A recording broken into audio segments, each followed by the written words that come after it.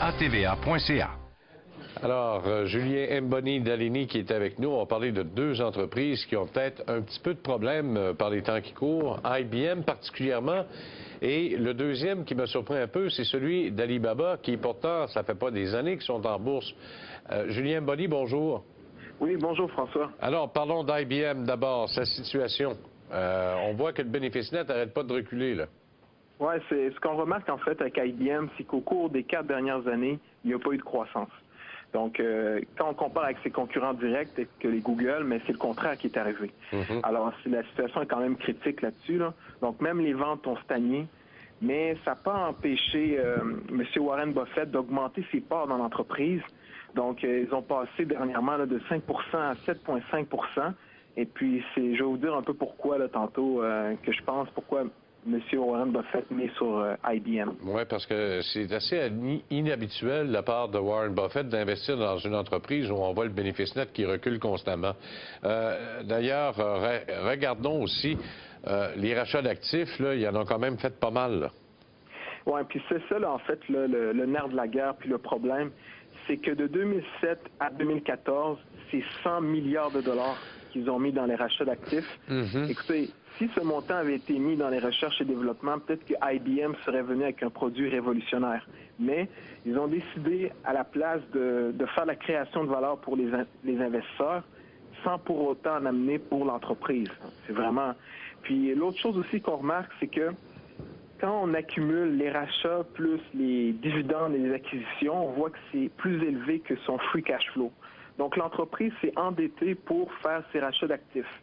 Mais c'est pas la seule dans ce domaine qui fait ça. Vu que les taux d'intérêt sont quand même bas, ça encourage les entreprises à aller donc prendre du financement pour aller spéculer sur leurs titres. Bien, déjà là, juste sur 2 pages, je pense qu'on a trouvé le bobo d'IBM, là, pourquoi il est en train de reculer. Là, parce qu'il y a quelque chose d'anormal de voir que ces rachats de dividendes et acquisitions sont plus élevés que ces flux de trésorerie. Habituellement, les fonds auto-générés, là, c'est ça qui te permet de pouvoir réinvestir ou de faire face à ta dette habituellement.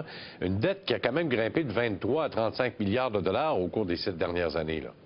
Exactement, c'est ça le problème, parce que souvent on dit qu'une compagnie qui fait ses rachats d'actifs, c'est que, tu sais, elle pense que son titre est sous-évalué. Ça peut être vrai, mais dans ce cas-ci, c'est avec la situation actuelle, ça veut dire que la compagnie ne voit pas de croissance à court terme, donc le seul moyen de ramener de la création de valeur à ses investisseurs, mais c'est de racheter son titre. Oui, puis en plus, c'est vrai qu'ils ont vendu quelques petits actifs, peut-être non significatifs à nos yeux, mais habituellement, quand on a l'impression qu'IBM, avec ces petits actifs qu'ils vendent ici à gauche et à droite, ils sont en train de gérer une décroissance beaucoup plus que d'autres choses, là. Oui et non. Puis donc là, dernièrement, là, je pense que les investisseurs ont fait comprendre à la compagnie là, qu'il faut que ça change. Puis ce qu'on voit en ce moment, là, c'est que cette année, là, même dans les discours lors des divulgations des faits financiers, ils veulent vraiment changer le bateau. Ils veulent vraiment revirer la situation de bord. Oui. Et là, on a vu, vous avez encerclé la chandelle sur le graphique à long terme qui est arrivé donc à la fin de 2014. On se retrouve quand même à la hauteur du milieu de 2011 où on avait essayé, en tout cas, on avait réussi à créer un peu de valeur aux actionnaires, mais ça s'est fait par des rachats d'actifs plus que par la croissance du bénéfice en tant que tel. Et là, c'est comme si les gens avaient dit, on lance la serviette, on ne veut plus rien savoir. Oui, en fait, là, juste avant ce graphique à long terme, j'aimerais vous montrer là, l'autre graphique juste avant là, pour montrer, oui, le titre est sous-évalué par rapport à ses concurrents, mais ce gap de 15 $, ça fait 5 mois que le titre n'est pas capable de le remplir. Puis là, ça donne 2 points importants. Donc, si le titre arrive à dépasser le 165 $, ça pourrait être un achat. Cependant, s'il perce à la baisse le 150 $, compte tenu que ce gap arrive à un sommet historique, proche d'un sommet historique, mais il se peut qu'il y ait une accélération de la chute des prix. Donc, c'est vraiment, on est peut-être à un point critique là, pour l'entreprise en termes d'évaluation du titre. Est-ce que ça pourrait arriver même qu'on se rende jusqu'à la hauteur de 120 $, qui serait fort probablement son dernier support là, qui avait été enregistré 2010-2011? Bien, c'est ça que je dis, que si le titre arrivait à percer de 150 $, mais il y a des risques qu'il y ait une accélération parce que justement, ces gaps quand ils arrivent proche des sommets historiques, puis le prix est quand même important, c'est 15 $. Donc, ça dit ça, là, que ça va être un gag d'accélération. Donc, les prix vont avoir tendance à aller dans une direction de manière rapide. Ça serait plate parce qu'on viendrait d'effacer 50 gains ou à peu près là, qui s'évaporeraient comme ça, comme neige au soleil, là. Oui, effectivement. Mais il y a quand même de la lueur, là. Il y a quand même de l'espoir. C'est quand on regarde là, les forces d'IBM. Puis là, je conseille fortement les gens à la maison à aller s'informer sur le projet Watson. Qu'est-ce que c'est en fait, là? C'est que présentement, IBM travaille sur un ordinateur qui est muni d'une intelligence artificielle. Puis cet ordinateur-là est capable de lire et de reconnaître des voix. Il est capable aussi d'analyser énormément d'informations dans un court laps de temps. Donc, c'est ça le big data. C'est qu'il y a énormément d'informations qui sont stockées sur les serveurs des entreprises, sur Internet. Il y a beaucoup d'archives. Puis là, présentement, les compagnies essaient de développer des algorithmes, des ordinateurs qui sont capables de compiler ces informations-là qui vont nous être utiles. Regardons maintenant la situation d'Alibaba. C'est tout jeune en bourse et déjà, vous parlez de difficultés pour Alibaba. Oui, en fait, Alibaba, hein, ce qu'il faut comprendre, ça a été la plus grosse IPO de l'histoire. Oui. Mais actuellement, sa capitalisation boursière est à 200 milliards. Écoutez, la compagnie va bien, là. Elle a des bonnes ventes, un bon bénéfice.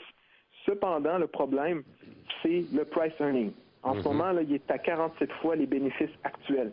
Donc, même s'il a chuté, il est quand même surévalué. Puis quand on regarde les actifs d'Alibaba, c'est que on remarque qu'elle possède 80% du commerce en ligne chinois. À ce niveau-là, on s'attend à ce que ses revenus publicitaires soient équivalents à ceux de Facebook puis Google. Mais c'est pas le cas. En ce moment, l'entreprise a de la misère à combiner, en fait, à faire le virage vers les plateformes mobiles.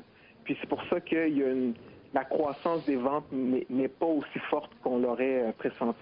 Bon, donc 80%, puis ils ont quand même pas mal de filiales, là, Alibaba, China, Yahoo, il y a AliExpress, ça c'est sur le cloud, Taobao, Youbao, puis je pense qu'il y en a une couple d'autres également là, qui existent parce qu'il y a le système de paiement, puis on commence à s'en venir vers l'Amérique du Nord de plus en plus. Pourtant, ça devrait aller plus loin que ça, là. Oui, effectivement, mais en fait, le problème avec Alibaba, hein, que je remarque, c'est que l'entrée en bourse a été faite tardivement. Ouais. Puis là, actuellement, la compagnie a saturé son marché. Donc, à 80% du trafic du commerce en ligne en Chine, ça vous laisse pas, vous n'allez pas prendre... il n'y a pas beaucoup de croissance à venir dans ce cas-là. Alors, ils ont donc, vraiment saturé le marché. C'est un peu ce que je disais, là. La croissance d'Alibaba va passer par l'extérieur de la Chine. Il va falloir aller à l'assaut des Américains, particulièrement, qui y en ont déjà pas mal aussi. Là, pour être capable. Il y en a déjà les plateformes pour faire les transactions aux autres là. Exactement. Puis là, ça va devenir une compétition très, très féroce. Mais le virage vers le mobile, ça, il faut absolument qu'ils soient capables de le faire. Donc, j'ai regardé sur mon téléphone s'il y avait des plateformes Alibaba et des choses en même. Il n'y en a pas autant qu'il y en aurait, disons, sur Google. Donc, il faut que les gens soient capables d'acheter les produits sur leur site via les plateformes mobiles. Et ça fait des revenus publicitaires assez importants. Ça passe par des alliances ou s'ils sont capables de passer au travers seuls?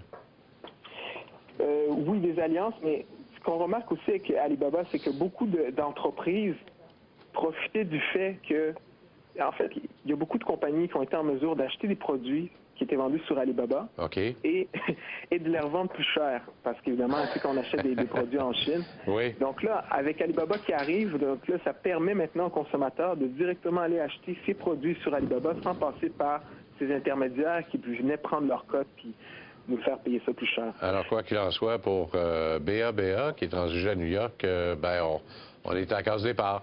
Hein? Exactement. Donc, si je veux faire un petit récapitulatif, là, pour IBM, à court terme, le titre ne me semble pas bon, mais pour le long terme, à cause de leur projet de Big Data, il y a de quoi faire. Bien, très bien. Merci beaucoup encore une fois et on vous retrouve dans 2 semaines. Au revoir. Au revoir. Pour joindre l'émission On s'investit.